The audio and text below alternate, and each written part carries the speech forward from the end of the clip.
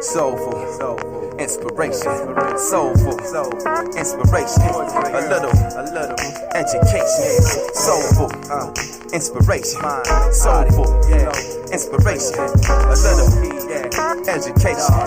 You learn something. Uninspired and tired is a bad combination, and I'm sad to say that's a dark situation, but I'm thinking of you, so I'm glad to say I wrote a letter on behalf of how I feel today. 7 a.m. in the morning, ain't been to sleep. It's been a night type long and a rough type week. I'm meditating my life on the whole, pondering the where, when, how, ifs I can gain control. It's like a spin of the wheel or a roll of the die. They say that you can be a winner at the game of life, but I know the house don't play to lose, so you better know the math, how to make the move. See, I'm a student of the study, how to proper pursue a blunt portion of the profits produced, paying my dues, so I follow the lolly and avoid the fools. But this is trial by fire, so you must stay cool. One rule, envy is a powerful tool, spine all times, everything you do. That way, when the idiot's ear get act cool, you can crack those crabs and continue to move. You know, 7 a.m. in the morning, I'm open up.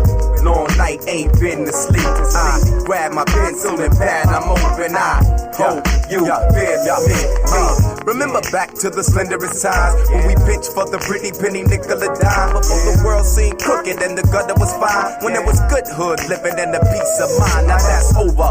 Life will make a grown man sober, head aching, hanging over, feeling funny inside. We never knew the world worked on a bogus design to keep a brother buried deep, broken down and blind. Better still, man, it's ill when you look to find there's a chance to advance, most heads deny. Like a dream and a slice of the proverbial pie, we will remain to reside in the ghetto of pride. Ignorance is pure bliss, and these days provide plenty of it to keep a poor man pacified. I try to put him on the business of knowledge applied, but that's a pickle of a deal that's sour inside. But 7 a.m. in the morning, I'm open up.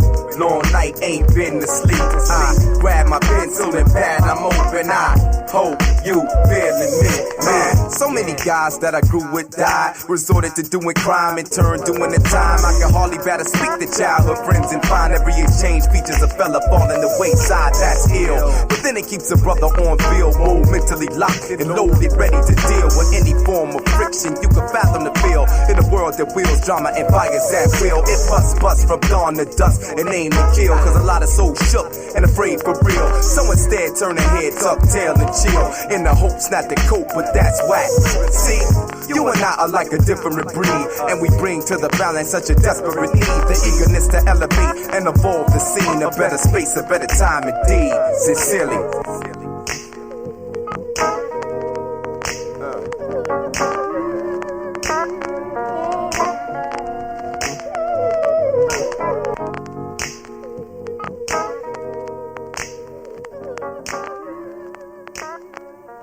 It was the voice of a courageous explorer, a man dedicated to the pursuit of man's knowledge and the expansion of his horizons. Good morning. Here is Nathan Ivey.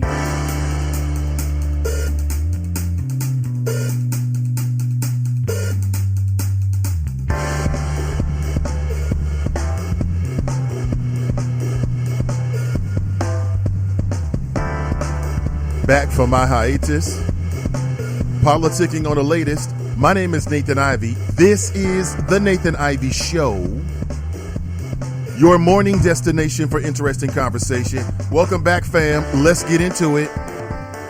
Currently 7:08 a.m. I want to apologize. It happened today and yesterday where we started a broadcast, and then through no fault of your own, and quite frankly, well, one day was my fault. The other day, no fault of my own, I had to end that broadcast and start another.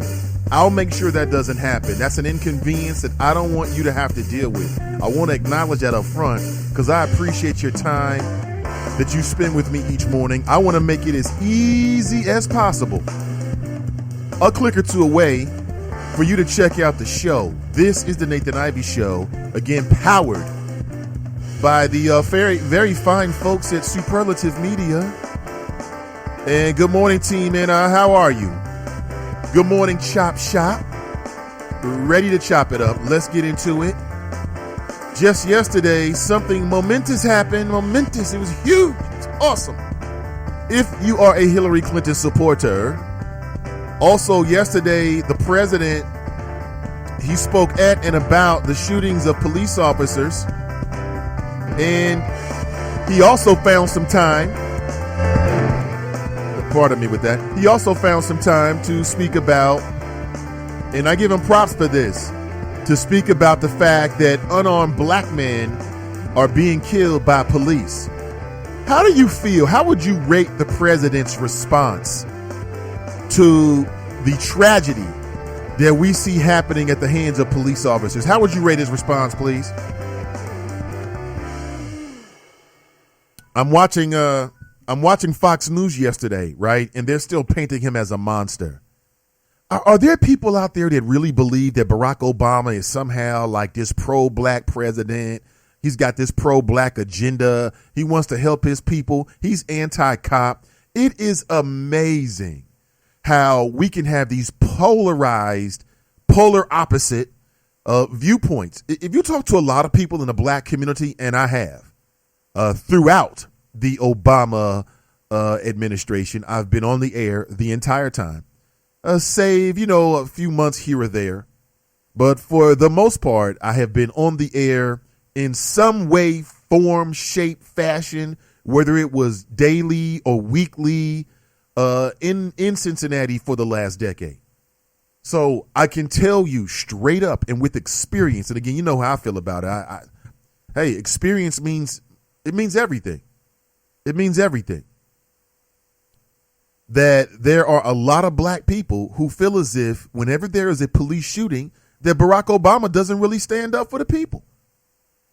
That's how people have been. That's what people have been feeling and have been articulating to me. I've heard this, debated people this, argued, agreed in some examples, as we have chopped up, right, and diced almost everything that Obama has ever done. Every single action. He's got a blue suit on now. He's got more gray hair. He's a smoker. He's playing basketball in the White House with those damn NBA players.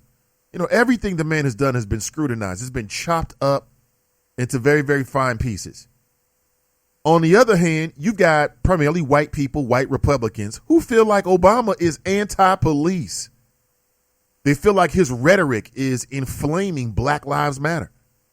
And what rhetoric am I talking about? I'm talking about when Obama says things like, listen, we have to be honest here. Okay, not only do we all have some bias, but if you look at the statistics, and he's very, very careful about positioning his viewpoint so that it aligns with the numbers. The numbers suggest that African Americans in this country are more likely to be detained by police. You're more likely to be found to be stopped by police. You're more likely to be a victim of police brutality than any other racial group. Now, that's what it is. And I believe that the numbers are underreported. I think there's a lot of people who are brutalized, who are treated very unfairly. Hell, their rights might even have been denied to them. But because they have a criminal record or they just want to go on with their lives, they don't say anything about it. Barack Obama has been trying to make the point that while we need the police, let's be real here. Let's wake up. Something's going on. What's up with the brothers and police? That's the point he's been trying to make. While at the same time, he's been navigating that.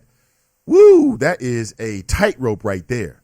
I mean, on one hand, you got law enforcement, okay? You got the FOP throughout the country. You got all of these Republicans, the conservatives, ready to jump on you, pounce on you, criticize you, use your words against you, okay?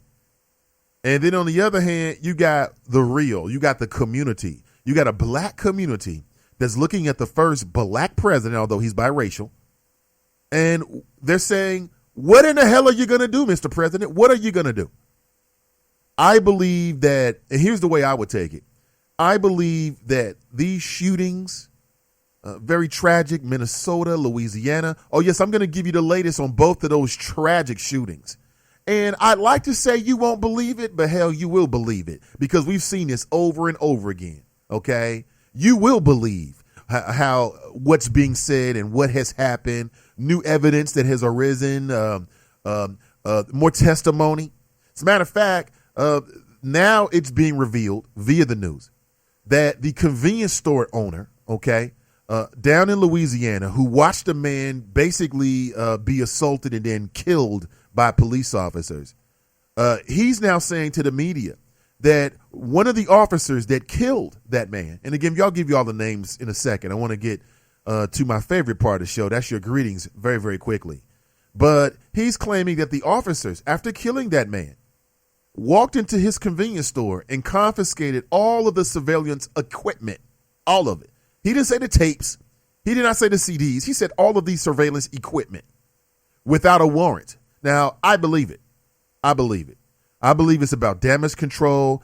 Why wouldn't you want to control the media? If you know there's a videotape there, why wouldn't you? I hope that those allegations are investigated just as much as the actions of those officers that were caught on the cell phone video, because they're just as egregious. They're just as egregious.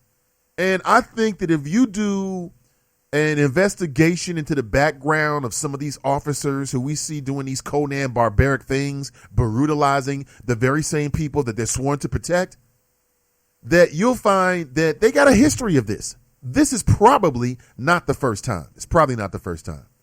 Also this morning, and I've already posted on my Facebook page, please check it out if you live in the city of Cincinnati, and that is the Metropolitan Sewer District. This story just won't go away. Now I'm reading, it's being reported that at least 2 members of city council, they just straight up don't believe Harry Black, city manager. Just don't believe him. They question his forthrightness. They question the truthfulness of what he's had to say. And what's the issue here? The issue here is, did the city basically threaten another company, okay, this firm, in order to process a check, a consultant check that was written for a man named Sam Malone? Now, something tells me that if Sam Malone was white, if Winburn was white, if Tony Parrott were European American, we wouldn't be talking about this. I'm still trying to figure out what is the big deal. I understand there should be an investigation in MSD. But what I don't understand is, let's say someone in the city did say, listen, process this check, okay, if you really want to start doing business. Is that right? Did they sever the law? Okay, is that against the law, any practices? Okay, is that unethical in any way? Okay, that's what I haven't heard. If it is not, what's the problem here? I don't know.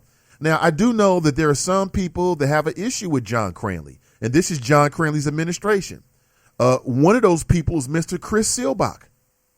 Chris Silbach, it is very highly publicized that Chris Silbach has a problem with the mayor. And from what I've gathered, and this is just through the media, I've had a lot of people say things about John Cranley to me off the record, but you know me, off the record's off the record. Okay. I don't betray those kind of allegiances and those kind of that kind of confidence. OK, so people have said things to me throughout his administration. OK, and what people have said to me has matched what's been reported in terms of the issues that some members of city council have with John Cranley. Like, I've heard things like, this is through the media, that, you know, he basically is not a nice guy. He's mean. Maybe he's a bit of a bully. Maybe he's rough. Maybe he's to the point. Maybe he's got a Napoleonic complex. I don't know. He is a rather short dude. It does happen. I'm telling you. I don't know. Okay. I'm not down there. I cannot tell you that. But we do know that Chris Silbach and John Cranley, I don't think they're besties. I've never seen any ussies of the two of them on Facebook. Okay. And from what I gather, Chris Silbach is one of those council members that's kind of letting, you know, he's kind of holding the torch for this. He's saying, listen, I feel like somebody has lied for me. It's even gotten to the point where now it looks like these members of city council, and we're talking about council member Young, Wendell Young, and also a council Mr. Chris Silbach.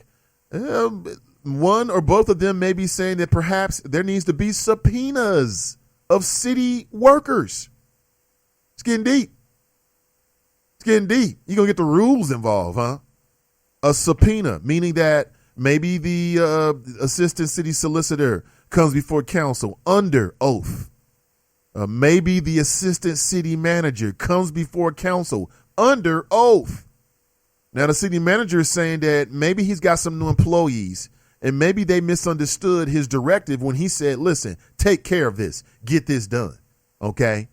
And members of city council are saying, we don't really believe